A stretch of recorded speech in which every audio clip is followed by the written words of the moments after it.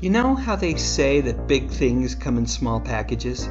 Well, it was definitely true with Herve Villechaize. Most of us know him from his work on the 80s television series Fantasy Island.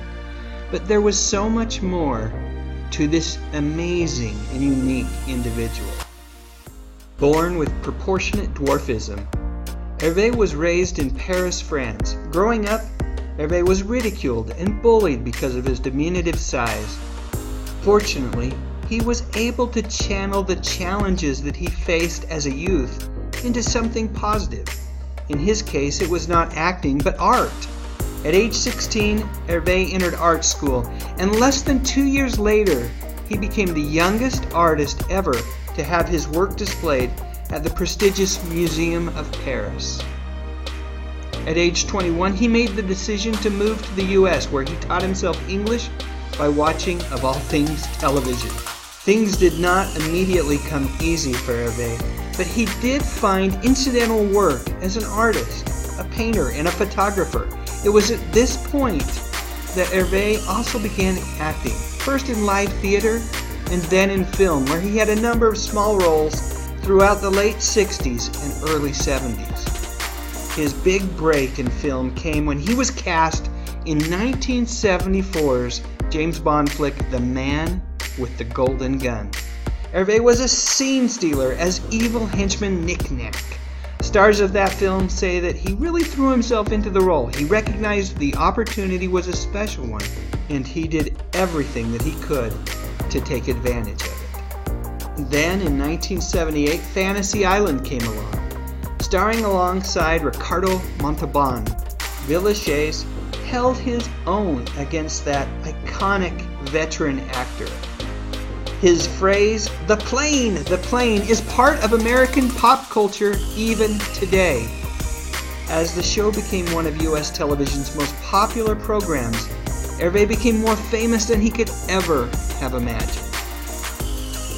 Herve never lost sight of his humble beginnings, and throughout the 70s and 80s he frequently worked with child abuse victims. Because of his smaller stature, he identified with the children more than they ever could have imagined. It also made him less threatening to these young victims. Protecting the small and the helpless became a critical, I'll go ahead and say it, essential part of who Herve Villechaize was. Those who knew and witnessed Herve in action were in constant awe of the way that he balanced compassion and caring for the victims, while still channeling the appropriate amount of venom and anger at the perpetrators of these awful crimes. Despite his size, Herve was a true hero in the eyes of those children that he interacted with. There's so much more to Herve's life. We could talk about his efforts to be compensated more fairly on Fantasy Island, which ultimately led to his leaving the show early before it finished its run on ABC TV. We could also talk about the pain that Herve felt on a daily basis due to the fact that his organs were normal-sized and causing immense discomfort and pressure inside of his smaller body. There were other challenges that come along with fame as well. Some of them Herve handled well, others he did not. And in 1993, at age 50, Herve made a decision to end his own life, and the world mourned.